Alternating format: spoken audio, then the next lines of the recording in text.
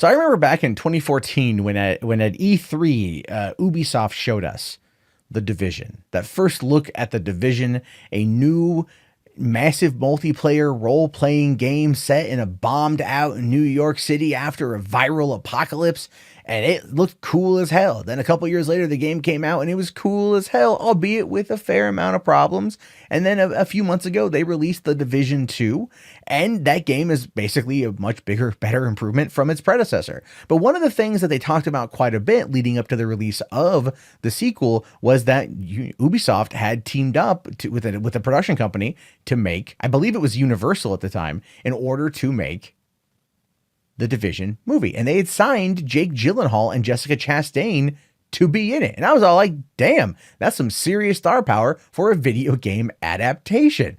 But it went silent for a while. And then today, during the Ubisoft press conference, right before, like minutes before, they announced on stage what was going to be happening. The story broke and they wrote about it. And here's what we know. Netflix has bought Tom Clancy's The Division, starring Jessica Chastain and Jake Gyllenhaal. And I'm very excited to see where this particular film goes because, for one, I love The Division. I love the lore. I love the gameplay. And two, I want to see a video game adaptation done right. And the Tom Clancy games definitely have the right kind of stories to be adapted and to not be looked at with that, like, oh, how do you adapt this sort of property? No, you can adapt something like The Division.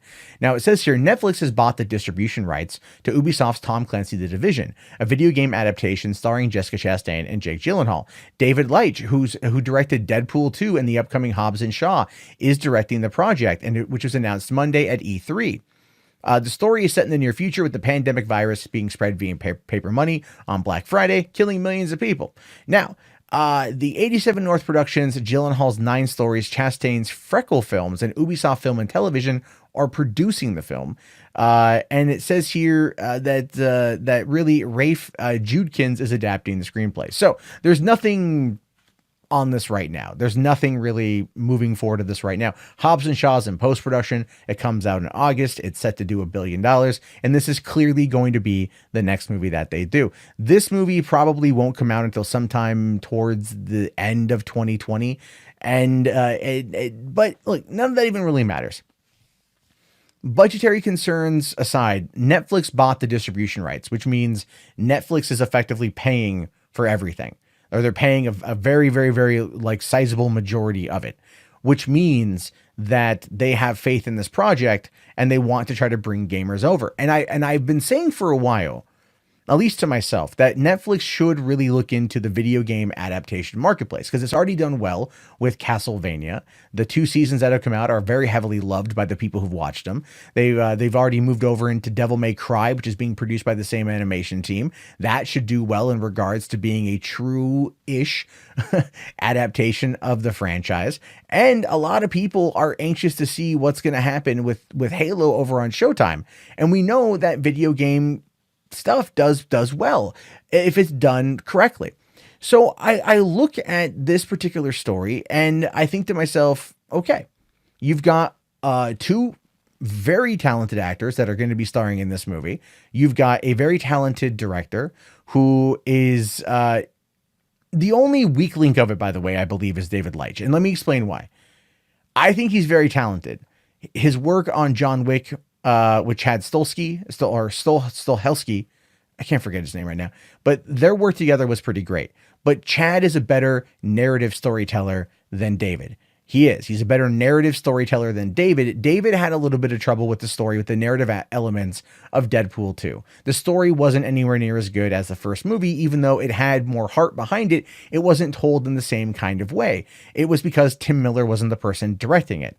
You know, Atomic Blonde is a good movie, a lot of action, very bleak storyline, very bleak story with bleak characters. And at the end, you really just wanted more of the action.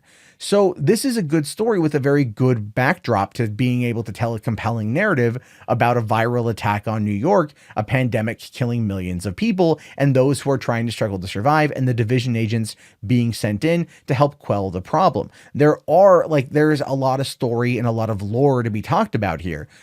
I am a little bit concerned that David won't be able to bring it. Now, you look at something like, let's say, Hobbs and Shaw, and Hobbs and Shaw is a type of movie that knows exactly what kind of audience it has. It knows exactly who they're pandering to, and it knows exactly what it wants to be. So David Leitch is only going to really have to direct it. The Neil Moritz and The Rock and other people are going to basically produce it with that type of Fast and Furious vibe attached to it. Kind of like coming into a television show as a guest director. The crew knows what they're going to do. The producers know how it's going to look and what it's going to be like.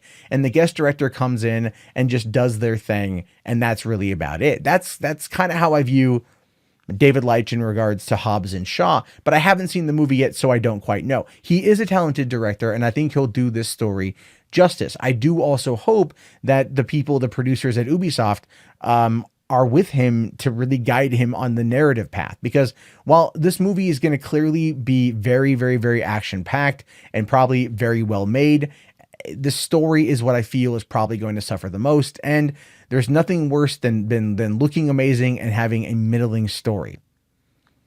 X-Men Dark Phoenix kind of comes to mind on that front. Not that the story was bad, but it just wasn't told in the best possible way. We want story. That's what I'm talking about here. If you're going to adapt a video game, it's not just adapt the aesthetics of the video game, it's adapt the damn story. And that's what they got to do. And I hope he does it, but I leave it to you. Your thoughts, your opinions. Do you want to see this? Do you not want to see this? Let me know down in the comments below. I will talk to you guys later. Have yourself a great day. Don't forget to thumbs up the video, comment. That's the key. Subscribe and tell me how pretty I am. I'm totally kidding. I know I'm a troll. All right, guys, peace out and have a good one.